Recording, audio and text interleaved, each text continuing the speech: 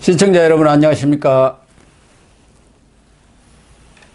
시청자 여러분, 오늘은 사회 정의를 바라는 전국 교수 모임, 줄여서 정교모라고 하는데요. 우리나라 최대 교수단체의 언론미디어위원회 위원장을 맡고 있는 배재대 미디어 콘텐츠학과 강병호 교수님 모시고 최근 전국에 이슈가 되고 있는 방송법 개정 문제를 비롯한 언론 이슈를 점검 분석해보는 시간을 갖도록 하겠습니다. 네, 정 교수님 오랜만에 나오셨는데요. 우선 우리 시청자님들도 정교모 들어보기는 많이 들어봤는데 이 정교모라는 단체가 뭔가 이런 의문을 가지신 분들이 많을 거예요. 아마 지난 대선 과정에서 윤석열 정부를 적극 지지했던 것으로 기억하는 분들이 많을 것 같아. 짧게 뭐 소개를 좀 해주시죠. 뭐 작년에 제가 여기 지금 뭐 빅데이터 전문가로 몇 차례 나오셔서 쭉 설명을 해주시죠. 설명을 드렸고요. 6월부터 원래 저는 뭐 정규모 회원이었는데 6월부터 미디어 개혁 특위, 그러니까 상설위원회는 아니고 특위위원장을 맡다가 이번에 이제 상설위원회로 언론미디어위원회로 지금 다시 신설이 돼도 제가 위원장을 맡고 있습니다. 근데 뭐 정교모는 2019년도 자연 발생적으로 만들어진 조직입니다. 조국 사태 조국 사태 때 이제 거기에 뭔가 이 목소리를 내면 지식인들 교수님들 내야 되겠다. 그래서 자연 발생적으로 그때 서명운동을 하면서 만들어진 단체고요. 그 다음에 한 6,000명 이상 교수님들이 가입이 되어 있습니다. 그러니까 이렇게 큰 교수단체가 있습니까? 없습니다. 없죠. 최대 단체죠. 그 다음에 이제 주로 그 이후에 이제 활동을 하시는 이제 교수님들이 이제 교육학 쪽에 계신 분들이 이제 교육위원인데 이건 주로 전교조와 대응하기 위한 거고요. 각자 자기 전공 분야에서 맞춰서 좀 더 이제 자유우파적인 시각에서의 어떤 뭐 지식인들 활동을 하고 있는 그런 단체라고 볼 수가 있습니다. 지금 미디어위원회에서는 내년 1월 9일 날 아마 상당히 큰 세미나입니까? 이걸 공청회를 계획하고 계시죠. 그러면은 이번에 주제가 어떤 것이던가요? 지금 조경태 의원씨라고 같이 협동을 해갖고 지금 공청회를 하는데요. 주로 이제 주제는 공영방송의 문제점과 근데 이제 공영방송의 문제점이라고까지 하면 지금까지 상당히 뭐 행사들이 많았습니다. 공청회도 있고. 그렇죠. 많았죠. 그 다음에 뭐 토론회도 있고, 뭐 세미나도 있었습니다. 근데 저희 이제 교수단체에서 활동하면서 저희가 이제 6월부터 TBS 서울교통방송에 대한 문제점에 대해서 계속 지금 모니터링을 해오고, 뭐 서울시 의회나 서울시에 자문도 해주고, 이제 저를 비롯해서 몇몇 교수님들은 이제 의회 공수린으로도 참여하셨는데, 그러면서 저희가 이제 공영방송의 문제점에 대해서 좀 깊이 있게 좀 생각을 해봤습니다. 근데 이제 지금까지의 모든 행사들은 사실 방송인들이 만든 겁니다. 그렇죠. 방송인들이. 그러니까 KBS에 계셨다거나 MBC에 계셨던 분들, 또 이제 2018년도 정도 돼서 불행하게 좀 해직되셨던 분들, 현업에 계셨던 분들이 주로 중심으로 했죠. 저희가 이제 인터뷰를 이제 해보면은 재미있는 현상을 발견하게 되는데, 그 정치적인 어떤 색깔이나 진영에 관계없이 방송인들은 방송인들로서의 어떤 특권 의식이랄까, 에리트 의식이 굉장히 강하죠. 근데 이제 결국 공영방송의 실질적인 주인은 국민 아니겠습니까? 그렇죠. 국민이 지금 뭐 KBS 같은 경우는 시청료를 내서 운영이 되고, MBC도 공적인 자본을 만들었기 때문에 거기서 방송사가 운영이 되는 건데, 국민들의 의견은 지금 들어갈 수 있는 부분이 없습니다. 뭐 시청자위원회 뭐 이런 것들 있지 않습니까? 뭐 잘 아시면 시청자위원회라는 게 이제 KBS 같은 경우에 법적으로 어떤 기관에서 모집을 해라. 근데 그 이외에 그 MBC라든지 그 외 방송사들은 특별한 어떤 내규나 규정이 없습니다. 뭐 있다고 하더라도 그게 어떻게 운영되는지 우리가 감시할 수는 없는 거고요. 저도 MBC 시청자위원회도 과거에 했었고 또 KBS 이사도 했습니다만 어쨌든 공영방송의 여러 가지 문제점들이 뭐 꼭 이 정부나 저 정부뿐만 아니라 그동안 누적돼 왔던 겁니다. 그래서 정권이 바뀔 때마다 공영방송이 도마 위에 올랐어요. 그래서 이번에 정교모 씨도 우리 강 교수님 주도로 한국 공영방송의 문제점과 자유시민의 시청자 주권이라는 이런 주제로 아마 큰 세미나를 열 계획으로 지금 있는데요. 사실은 지금 뭐 정치권이든 언론계든 크게 보면은 최근에 이 언론 관련 이슈는 하나는 공영방송의 정상화. 일종의 좌편향된 공영방송. 이걸 정상화해야겠다는 게 상당히 공감대를 하나 이루고 있는 것 같고 또 하나 이슈는 이제 정치권, 민주당이 169석의 힘으로 밀어붙이고 있는 이 방송법 개정안. 이것이 과연 이런 식으로 가는 게 옳은 거냐. 이런 게 아마 크게 두 가지 쟁점인 것 같고 그런 차원에서 아마 정겸에도 한국 공영방송은 문제점이라는 이런 타이틀을 내건 거 아닌가 보여지는데 우리 강 교수님이 보실 때는 이 공영방송의 문제점 어떤 것들이 있습니까? 사실 이게 지금 군사 독재 시절부터 계속 누적되어 온 이야기들이죠. 그래서 지금 지배구조만 하더라도 상당히 지금 권력을 잡고 있는 여권이죠. 뭐 지금 그렇게 되지 않았지만 여권이 그러니까 집권 세력이 좀 강한 그립을 잡을 수 있을 수밖에 없는 그런 제도적으로 돼 있는 그런 부분들이 있고요. 그러다 보니까 2018년도 탄핵 정국에서 이게 지금 문재인 정권 아래서는 완전히 좌편화된 그다음에 언론 노조들이 장악해버린 그런 공영방송이 돼버렸죠. 그래서 지금 우리나라의 문제점이 가장 큰 공영방송이 너무 많습니다. 너무 많아요, 지금. 우리 국민들은 공영방송은 KBS, MBC뿐이 모르는데 공영방송이 뭐 20몇 개인가 되대요. EBS도 있고요. 그다음에 심지어 홈쇼핑, 공영 홈쇼핑 있는 그런 경우도 있고. 뭐 KTV라든가 YTN이라든가 연합뉴스라든가 어떻게 보면은 관변 언론, 관변 방송들은 다 공영방송이라고. 대주주가 이제 뭐 공영기업이 공기업이 지금 갖고 있는 그런 YTN 연합 같은 경우는 이제 통신사로서 예산 지원도 받고 있는 형태가 되고요. 그러니까 공영방송이 너무 많은 그런 상황이죠. 그러나 이제 우리가 공영방송이라고 한다면은 정식 언론으로서 아주 영향력이 큰 KBS, MBC, 뭐 YTN, 뭐 더 넓힌다면 연합뉴스, TV까지 이런 정도를 공영방송이라고 하고 거기에 최근에는 하도 김어준이 때문에 시끄러운 TBS 뭐 이런 것을 우리 국민이나 시청자들은 공영방송의 큰 테두리로 보지 않겠습니까? 말씀하신 대로 이 공영방송은 이 공영방송이라는 게 생긴 이후로 권력의 나팔수 정권에 또 홍보 전위대 역할을 해갖고 늘 편파방송 무슨 선동방송 그런 논란에 휩싸여 왔고 권언유착 뭐 이런 목소리를 비난을 안 들은 적이 별로 없었던 것 같아요. 그렇다고 해서 또 정권마다 늘 논란은 되는데 크게 개선된 것도 없는 것 같아요. 그러니까 보통 지금 문재인 정권 들어오면서 공영방송 지배구조를 개선하겠다. 그리고 MBC 사태를 좀 보면서 뭐 그런 공약이 있었죠. 그런데 집권 내내 아무것도 안 했습니다. 그건 지금 갖고 있는 방송법이 집권 세력이 너무 편하기 때문에 그런 거죠. 그렇죠. 근데 이제 끝나자마자 이제 방송법을 개정하겠다. 이제 권력을 놓치니까 방송법을 개정하겠다. 이제 이렇게 나오는 거죠. 그러니까 이게 아주 사실은 2018년도에 7, 6, 13 그러니까 여권이 7, 야권이 6 그래서 7, 6, 13 그다음에 특별다수제 80%까지 찬성을 해야지만 대표이사를 뽑는 그 안이 그 당시에는 여권이건 야권이건 다 거의 동의돼서 그게 이제 통과될 뻔했는데 그때 탄핵이 전국으로 들어가 버린 거죠. 그렇죠. 2016년이죠 아마. 2016년이죠. 7월 달에 여야가 합의를 했고 이사수도 이제 13명이고 그래서 여권이 7명, 야권이 6명 해서 13명으로 하되 사장은 3분의 2 이상의 특별다수제로. 그렇게 되면 이제 여야가 합의하지 않으면은 일방적으로 무슨 내리꽂는 그런 거버넌스랄까 경영진 임명이 어렵게 그렇게 만들었는데 집권하고 나니까 문재인이가 생각이 싹 달라진 거 아닙니까? 그렇게 해놓으면 자기 마음대로 할 수가 없으니까.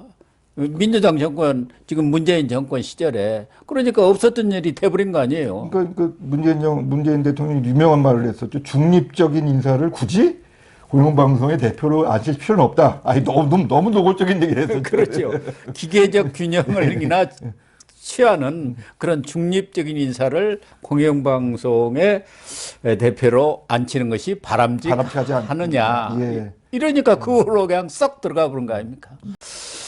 그런데 지금 이 공영방송이 지금 지배 구조 자체가 권력이 마음대로 할 수 있도록 되어 있는 것 아닙니까? 그렇죠. 예. 그래서 그런 지배 구조를 개편해야 하는 그런 문제도 있고, 최근에 와서는 특히 이 과거에 같으면 공영방송이 권력의 편을 든다든가 좀 권한유착의 그런 것들은 어느 정도 국민들도 이제 인식을 하고 있으니까 감안해서 보는데, 최근에는 가짜 뉴스, 허위 뉴스, 어떻게 보면 또 선동방송 이런 게 더 문제가 된 것 같아요. 최근에 날리면 바이든이 그 대표적인 것 아닙니까? 예, 지금 뭐 저 자막 조작이죠. 예. 자막 조작에도 최근에는 이제 그 여론조사까지 예. 조작된 그런 여론조사 조작하고. 그래서 지금 이 내년 2월이 이제 그 MBC 박성재 사장 예. 임기가 끝나게 됩니다. 그래서 이제 뭐 일설에 의하면 뭐 지금 연임을 생각하고 있다. 뭐 그런 얘기들도 있고, 뭐 민주당에서 뭐 그거 지원해주고 있다. 뭐 그런 뭐 이거 확실치 않지만 저희가 뭐 첩보상 그렇게 얘기를 좀 듣고 있습니다. 그래서 저희가 지금 한 몇 달 동안 MBC가 가지고 있었던 거 조작 보도, 허위 보도, 그다음에 왜곡 보도, 그거보다 더 무서운 건 프레임 보도죠. 그러니까 그 특히 선거 때는 아예 저쪽에 불리한, 우리 쪽에 불리한 것, 이재명 불리한 건 아예 방송을 안 해요. 그러니까요. 과거에는 그래도 뭐 이 보도량의 차이는 있지만 어느 정도 균형을 지키려는 노력들을 했었는데, 문재인 정권 이후로는 아예 그런 노력조차도 안 해버리더라고요. 네. 이 사람들이 이제 계속 주장하는 건 뭔가 하면은, 미국의 페어니스 독트린, 예, 그 폐지된 거, 1973년이죠.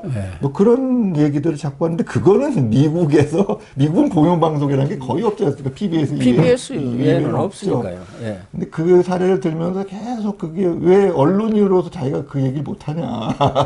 뭐, 누구를 지지한다고 못하냐. 물론 미국 같은 경우는 거의 노골적으로 지지하는 거를 표방을 하죠. 뭐 CNN이, 뭐 뉴욕타임즈니 다 그렇게 하지만 한국적 상황이 그거 아닌데 계속 그런 주장들을 하고 있습니다. 그다음에 이 문재인 정권 들어서 말씀하신 대로 특히 더 문제가 되는 거는 아예 가짜가 아니고 진실의 가짜를 섞어서 유사 가짜입니까? 유사, 사이비 가짜, 유사. 그런 게 많죠. 90%에다 10% 약간 그 조작을 집어넣는 이런 형태의 조작된 뉴스들, 이런 게 상당히 지금 특히 지금 공영방송이 이 문재인 정권 들어와서는 사실상 노영 방송이 돼버린 거 아닙니까? 노조가 장악한 그런 방송이 돼가지고, MC만 하더라도 뭐 최문순 노무현 때부터 그 후로 뭐 최성호, 지금 현재 박성재까지 상당수 사람들이 대부분 그 노조 출신들이란 말이야. 그러다 보니까 너무 좌편향적인 이념 또는 정치 지향적인 그런 방송을 해버린단 말이에요.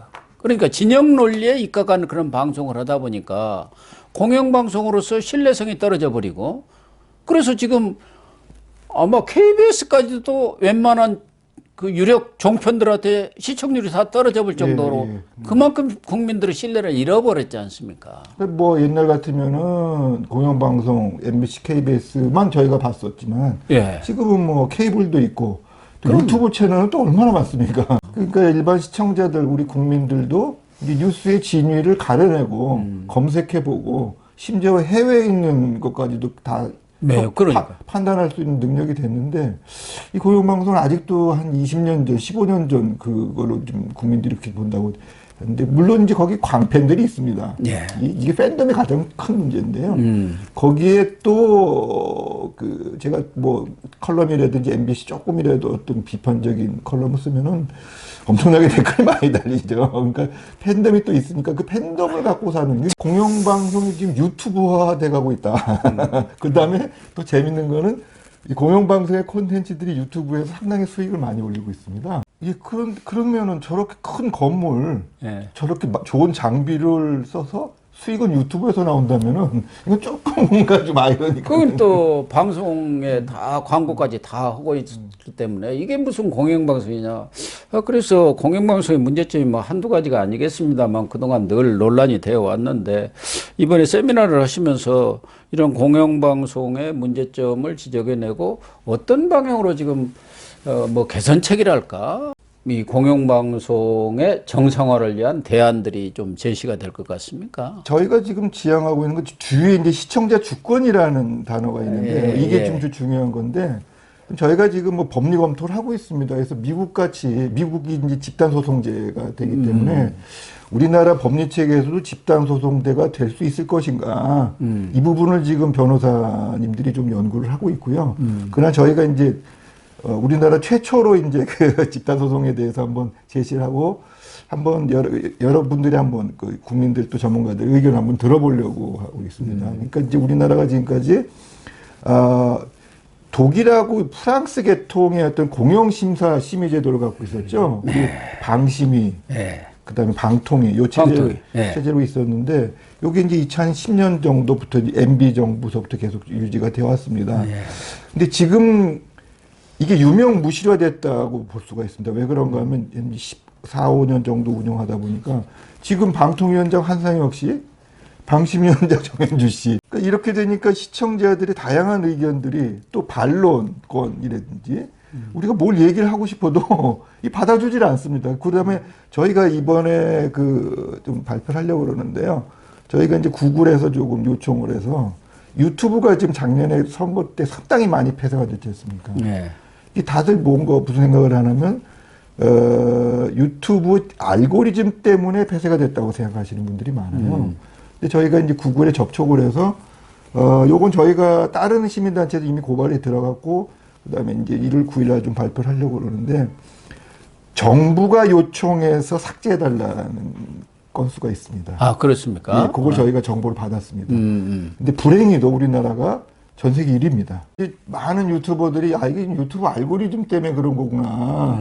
근데 그게 아니었어요. 저희가 찾아보니까 저희가 정보를 받아서 지금 분석이 다 끝났는데 그리고 일부 내용은 뭐 다른 시민단체가 고발까지 됐습니다. 한상혁 위원장을.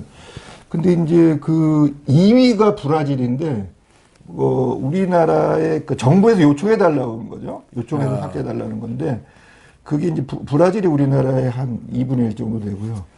3위가 터키, 4위가 대만 이렇게 됩니다. 근데 우리 대한민국이 이제 2021년 말 선거 있었을 때 엄청나게 많은 양을 그러니까 500몇씩 27건을 갖다가 정부에서 삭제를 해달라고 요청을 한 겁니다. 저희가 이번에 좀 시도하고 있는 거는 뭐 이런 제도적인 부분들은 사실 지금까지 많은 세미나나 공청회에서 많이 다뤄봤습니다. 근데 이번에는 이제 시청자들, 국민들의 집단 소송이 가능할 것인가. 2010년도에 광우병 사태 때문에 한번 대법원 판결이 있었습니다.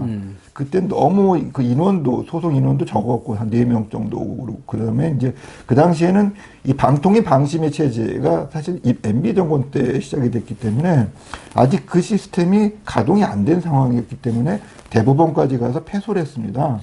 근데 지금은 굉장히 다 매체, 다 채널로 가고, 이 방통위 방심위 체제, 이 체제, 지금의 체제가 상당히 많은 문제점들을 일으키고 있다는 그런 것을 보여주고 있습니다. 그 다음에, 시청자 주권이라는 부분도 전 세계적으로 굉장히 강조가 되고 있거든요. 그래서 한번 법률적인 재해석이 좀 필요한 그런 상황이 됐기 때문에, 뭐 저희 내부적으로는 이미 법률 검토는 어느 정도 끝났습니다.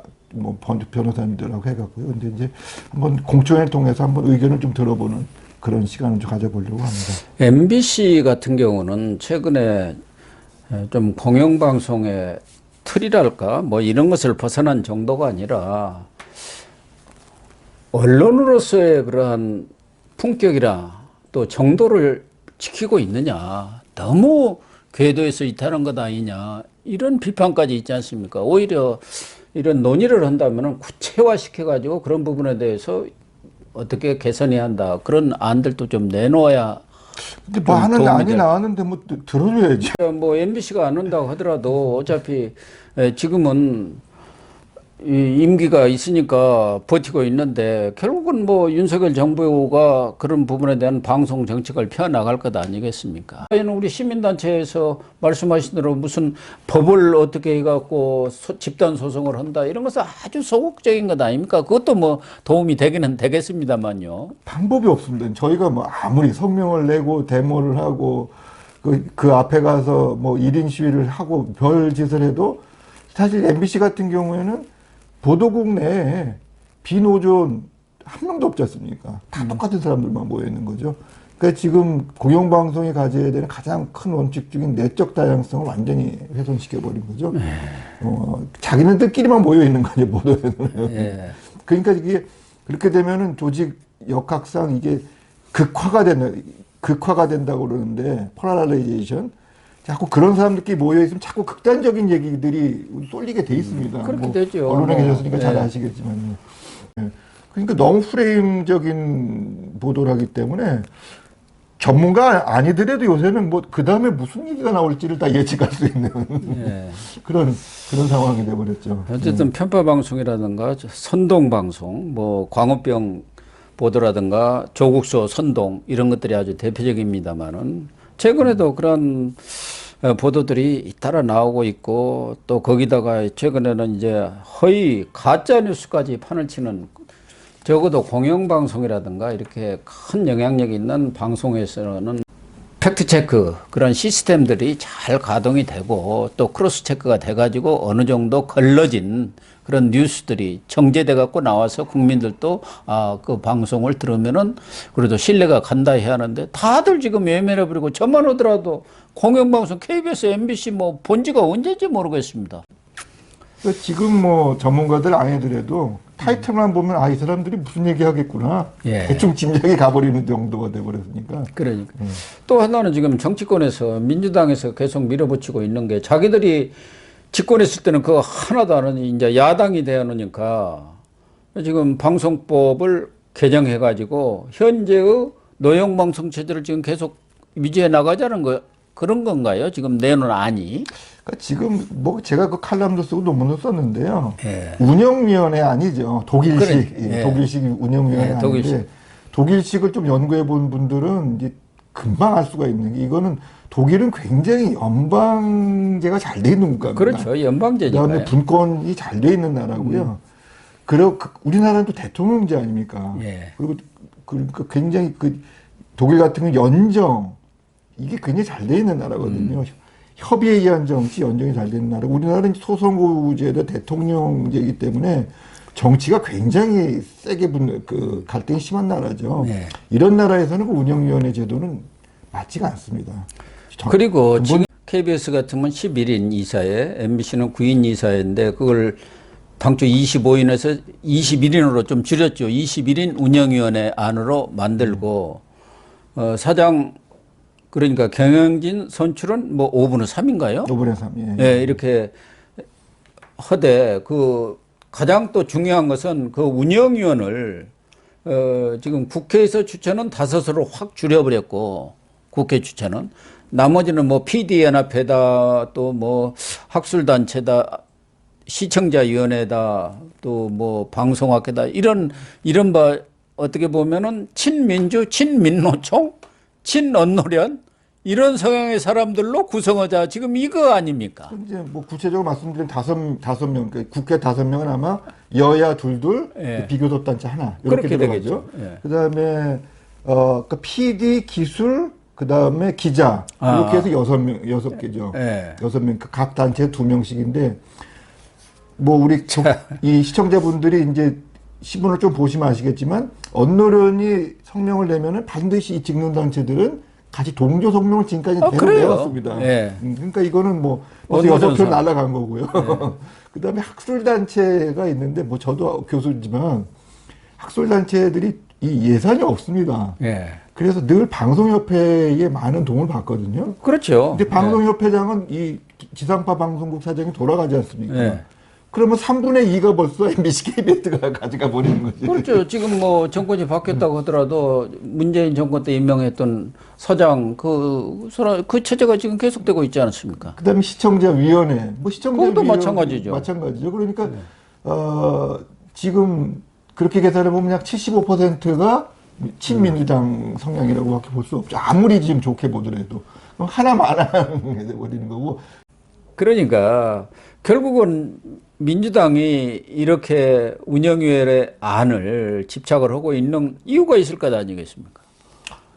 결국은 이제 이런 이 단체들이 많아지면 많아져서 시민사회 단체라는 게 사실 그 보수 이 자유우파이라는 사람들은 좀 소극적이잖아요. 네. 대부분 목소리 큰 분들은 다 저쪽 분들이니까. 그래서 말은 국민한테 돌려드리겠다고 하지만 국민한테 돌려드리는 게 아니라 좌파, 특히 민주당 사람 쪽 인사들한테 돌려주는 거죠. 그대로 자기들이 현재의 체제를 그대로 가지고 가겠다는 그런 또 하나 속셈. 문제점은 뭔가 이 단체들 내부에서도 정치화가 돼버리는 거죠. 이 안이 뭐 지금 민주당이 과기방통위까지는 처리가 됐습니다만은 법사위에 계류가 될 거고, 법사위에서도 국민의힘이 반대를 하고 있으니까 지금 법사위원장이 국민의힘 쪽이니까 이 법사위를 통과하기는 어려우라고 보는데, 설사 국회를 통과하더라도 대통령이 거부권을 행사해야 하는 거 거부권 아닙니까? 행사하시면 되죠. 근데 이제 네.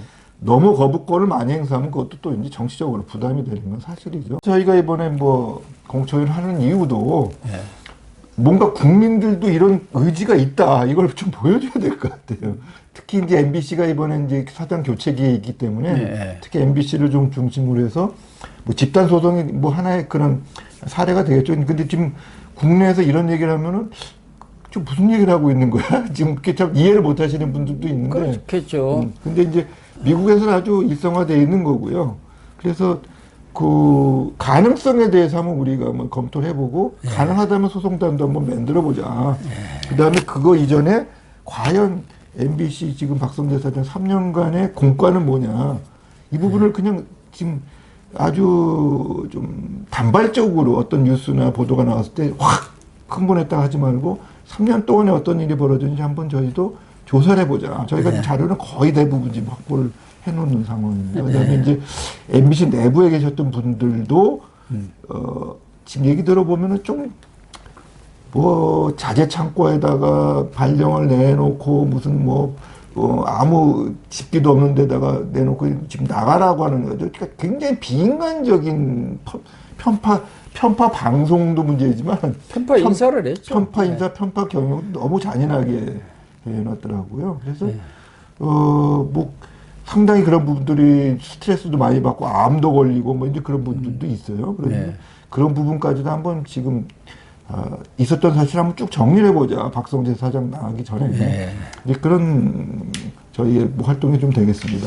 어쨌든 1월 9일 날 또 이렇게 큰 세미나를 통해서 공영방송의 개선 방향을 교수님들이 나서서 모색을 한다니까 기대를 갖도록 하겠습니다. 뭐 좀 더 추가해서 하실 말씀이 있으십니까? 네, 뭐 행사에 대해서 지금 뭐 저희 공청회가 2023년 1월 9일 오전 10시 국회의원회관 소회의실, 제1소회의실에서 열리게 됩니다. 그래서 좀 우리 방송을 보시는 우리 여러분들도 관심이 지금 많이 오셔서 좀 하시고 싶은 얘기를 더 많이 해주셔야지만 저희가 앞으로 어떤 방향으로 정책과 전략을 짜나갈 수 있는데 좀 도움이 좀 되겠습니다. 이제 방송의 문제라고 그러면 이게 전문성이 있기 때문에 네, 그렇습니다. 다들 이거 뭐 내 얘기가 아니다 이렇게 생각하시는데 2023년도 계속 지난 5년하고 똑같은 방송을 계속 봐야 되느냐 이게 지금 암담합니다. 그래서 많은 좀 오셔서 의견을 주시면 고맙겠습니다.